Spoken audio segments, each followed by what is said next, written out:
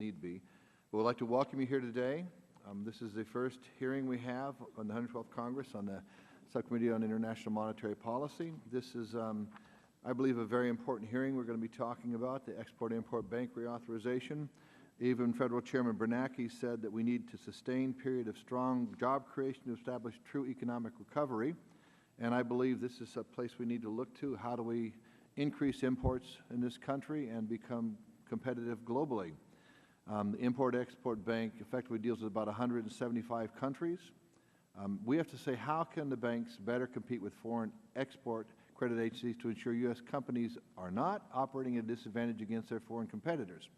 And if you look at the guidelines we use on how we loan, U.S. loans are made, has 15% or less foreign content to receive full financial transaction funding. UK has 80% or less foreign content. Canada will make a loan if it benefits the country in some way. Australia has 50% or less foreign content. France has 40% or less EU content or 30% or less EU content, non-EU content. Germany has 40% or less EU content or 30% or less Japan, Switzerland, or Norway content.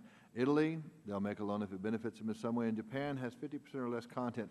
So when you look at what Import-Export Bank does, they have the most stringent requirements as far as content of any bank that applies these standards. Yet we need to look at what the bank does and how can they operate in a better way. Fiscal soundness has always been a priority for Import-Export Bank. Can the bank policies and programs ensure the bank continues to fund in a fiscally sound fashion? Since 1934, the bank has had a default rate of about 1.5%. In the last 10 years, though, it's had a default rate of less than 1%, which is significant in this economy. Last year alone, they returned $351 million back to the Federal Treasury. So this is an organization that actually makes money for the Federal Government rather than costing the Federal Government money.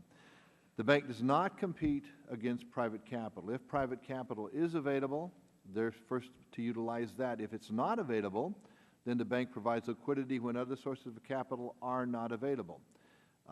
Currently, they fund about 1.8% of all U.S. exports. Not a tremendous percent, but it's a significant percent if you're the one wanting to export products and you need the money.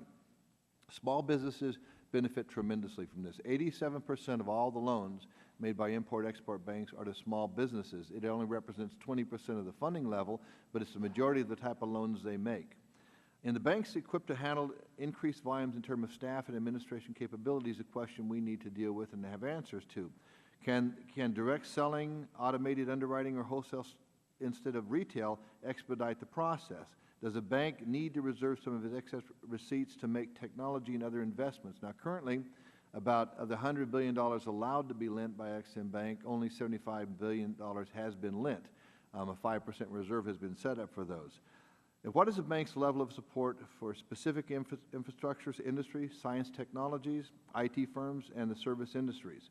And how does the bank content requirements hinder such support?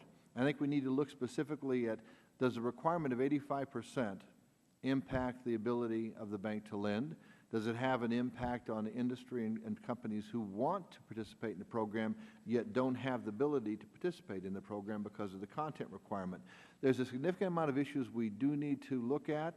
There's issues that we're going to have answers that are going to be needed to be provided, and many questions that you might have for us and we might have for you. But we need to look at the goals of Export-Import Bank, the opportunity to provide more jobs in this country, the opportunity to become more competitive globally, how we go about doing that, and we need to dispel some of the concerns that some feel that the process of Import-Export Bank is similar to a GSE and such. The portfolio of Import-Export Bank is tremendously diverse.